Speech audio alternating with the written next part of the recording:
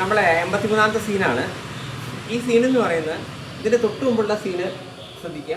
അവിടെ ഒരു 5000 കോടിയുടെ ഒരു കഞ്ചാവ് ഒരു കപ്പലിൽ നിന്ന് പിടിച്ചിട്ടുണ്ട്. അപ്പം അതിന് ശേഷം അതിനു വേണ്ടി പൈസ മുടക്കിയ ആളുകളുടെ വിഷമമാണ്. അപ്പോൾ അതെന്ന് പറയുന്നത് ഇങ്ങനെയുള്ള ഇവരും ഇതിനെ കട്ട സപ്പോർട്ട് ചെയ്യുന്ന രാഷ്ട്രീയക്കാരനായ ഇങ്ങനെയൊക്കെയാണ് ഇതിനെ പൈസ മുടക്കിയിട്ടുള്ളത്. അപ്പോൾ അതിലുള്ള വിഷമവും ഇനി എന്ത് എന്നുള്ളതുമാണ് ഈ ഇതിൻ്റെ ത്രെഡ്. ഇതിന് ശേഷം ഇതിനായിട്ട് ഇവരെ വിടുന്നതും ഇവർ ബാക്കിയുള്ള ഗെയിം കളിക്കുന്നതുമാണ്. ഓക്കെ, അപ്പോൾ അത് തൊട്ട് മുമ്പ് അതിൽ കഴിഞ്ഞ വിഷമത്തിലാണ്. അപ്പോൾ ഇവർ കഷ്ടം 5000 കോടിയുടെ കഞ്ചാവ് കൊണ്ടുവന്ന കപ്പലാണ് കേന്ദ്ര സേന പിടിച്ചത്. പക്ഷേ കേരളത്തിൽ എത്രയോ പേരുടെ കോടികളല്ലേ പോയത്. അപ്പോൾ MLA പറഞ്ഞു, അല്ല ഈ വിവരങ്ങളെല്ലാം എന്നേക്കും മീഡിയയൊക്കെ ചോർത്തി കൊടുത്താരാ നല്ല വിവരം. ഇവിടുത്തെ കേരള ലൈവ് ചാനൽ കൊടുത്തൊരു വാർത്തയാണ് നമുക്ക് പാരയായത്.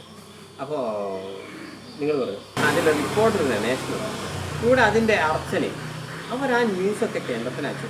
മുമ്പ് എൻ്റെ ചാരിറ്റിക്കെതിരെ ഇവർ കുറേ ന്യൂസ് ചെയ്തതാണ്. അപ്പോൾ നിങ്ങൾ അതൊരു തമാശയാക്കുക, കാരണം ഇങ്ങനൊരു ചാരിറ്റി ചെയ്തതുണ്ടാക്കുന്നു. നിനക്ക് ഓസിക്ക് ചാരിറ്റി വീഡിയോ ചെയ്ത് കിട്ടുന്ന പണമല്ലേ നഷ്ടമായത്? ഞങ്ങളൊക്കെ അധ്വാനിച്ചുണ്ടാക്കിയ കോടികളാണ് പോയതെന്ന് പറഞ്ഞിട്ട് നിങ്ങൾ അല്ല ഇതിനോട് പറഞ്ഞു ഇങ്ങനെയോടാ പറയുന്നത്. എടാ നിനക്കൊക്കെ ഓസിക്ക് കിട്ടുന്നില്ലേ, ഞങ്ങളെ അധ്വാനിച്ച് കിട്ടുന്നതാണ് മനസ്സിലായി. അപ്പോൾ അജിത്ത് പറഞ്ഞു അങ്ങനൊരു ദേഷ്യം ശരി നമ്മളെ പൈസ ചെറുതായി കാണും. അത് ശരി, പ്രവാസികളെ വെഡ്ഡികളാക്കി ചാരിറ്റി വീഡിയോ ഉണ്ടാക്കി അവരുടെ പണം തട്ടുന്നത് എളുപ്പമാണെന്ന് ഞങ്ങൾ മനസ്സിലാക്കി. ബെസ്റ്റ്. ഇത്തരം ചാരിറ്റി വീഡിയോകളിൽ പണം തട്ടുവാനേ സുന്ദരിയായ പെൺകുട്ടികൾ വേണം. അവർ ഉറക്കെ അമ്മേ അച്ഛ എന്ന് പറഞ്ഞ് കരയണം.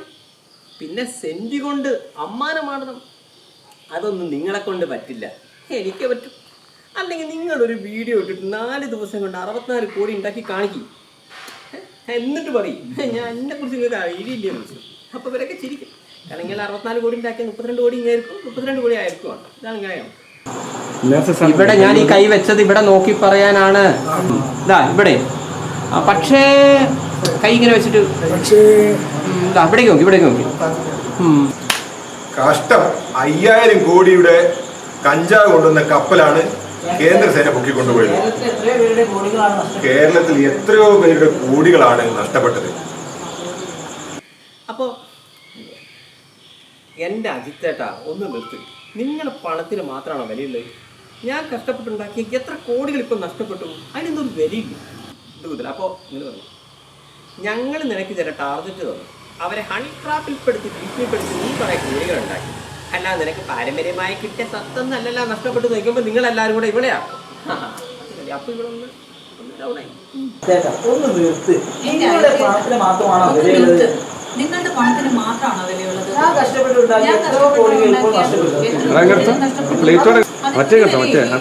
MLAക്ക് ഇതെല്ലാം കൂടെ കിട്ടി ഭ്രാന്തായി.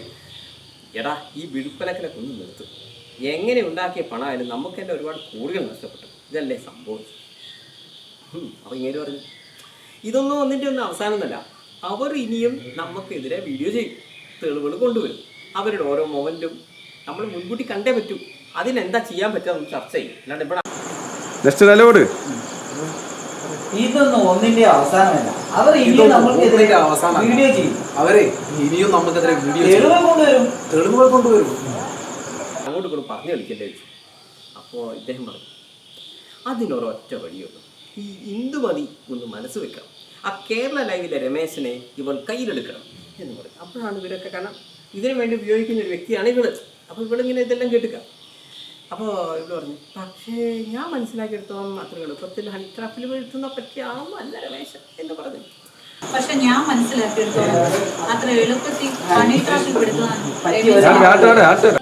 അപ്പോൾ ഇയാൾ പറഞ്ഞു എടാ പെണ്ണൊരുമ്പെട്ടാൽ നടക്കാത്തായിട്ട് ഈ ലോകത്തിൽ എന്തെങ്കിലും ഉണ്ടോ? എടാ പെണ്ണൊരുമ്പെട്ടാൽ നടക്കാത്തായിട്ട് ഈ ലോകത്ത് എന്തെങ്കിലും കാര്യമുണ്ടോ? അപ്പം നിങ്ങളെല്ലാവരും ഒന്ന് ചിരിച്ചു, ഇവിടെ നോക്കി ഒന്ന് ചിരിച്ചു. അപ്പോൾ ഇവൾക്ക് ഒരു ചിരി. ശരി, രമേശിനെ വിളിക്കുന്ന കാര്യം ഞാൻ ഏറ്റു. പക്ഷെ എങ്ങനെയാണ് ഒരു തുടക്കം കിട്ടുക? ശരി, രമേശിനെ വീഴ്ത്തുന്ന കാര്യം ഞാൻ ഏറ്റു. പക്ഷെ എങ്ങനെയാണ് ഒരു തുടക്കം കിട്ടുക? അപ്പോൾ ഇവർ പറഞ്ഞു, ശിവർ പറഞ്ഞു ഞാനൊരു ഐഡിയ പറഞ്ഞു. കേരളത്തിൽ കഞ്ചാവ് ബിസിനസ് നടത്തുന്ന ആളുകളുടെ ഒരു ലിസ്റ്റ് ഒരു അജ്ഞാതൻ പോലീസിന് കൈമാറിയിട്ടുണ്ട്. കഴിഞ്ഞ ദിവസം SP ഈ വിഷയം എന്നാ അറിയിച്ചിരുന്നു എന്ന് പറഞ്ഞു നോക്കുന്നു. ഞാനൊരു ഐഡിയ പറഞ്ഞു. കേരളത്തിൽ കഞ്ചാവ് ബിസിനസ് നടത്തുന്ന ആളുകൾ കേരളത്തിൽ കഞ്ചാവ് ബിസിനസ് നടത്തുന്ന ആളുകളുടെ ഒരു ലിസ്റ്റ് ഒരു അജ്ഞാതൻ പോലീസിന് കൈമാറിയിട്ടുണ്ട്. ഒരു അജ്ഞാതൻ പോലീസിന് കൈമാറിയിട്ടുണ്ട്. കഴിഞ്ഞ ദിവസം SP ഈ വിഷയം എന്നെ നേരിട്ട് അറിയിച്ചിട്ടുണ്ട്. അപ്പൊ എന്ത് ചോദിക്കും, അല്ല അത് വെച്ചപ്പോ നമ്മൾ എന്ത് ചെയ്യാനാ? അപ്പൊ സേവര് പറഞ്ഞു ആ ലിസ്റ്റ് വളരെ വിദഗ്ധമായി നീ രമേശിന് കൈമാറണം. ആ ലിസ്റ്റ് വളരെ വിദഗ്ധമായി നീ രമേശിന് കൈമാറണം. അപ്പൊ നിങ്ങൾ അതൊരു ഐഡിയ ആണ്. നിങ്ങൾ എല്ലാരും ഇങ്ങനെ നോക്കിക്കരുത്. അപ്പൊ അത് അവരെ ഇതിൽ പറഞ്ഞു അത് ഉണ്ടാക്കിയത് നീയാണെന്ന് നമ്മൾ വിശ്വസിപ്പിക്കണം.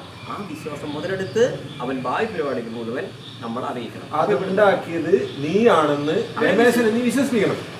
ആ വിശ്വാസം മുതലെടുത്ത് ഭാവി പരിപാടികൾ നമുക്ക് ആസ്വദിക്കാം. അപ്പൊ എന്ത് പറയാം, അതൊരു സൂപ്പർ ഐഡിയ. അതൊരു സൂപ്പർ ഐഡിയ. പക്ഷെ ആ ലിസ്റ്റിന്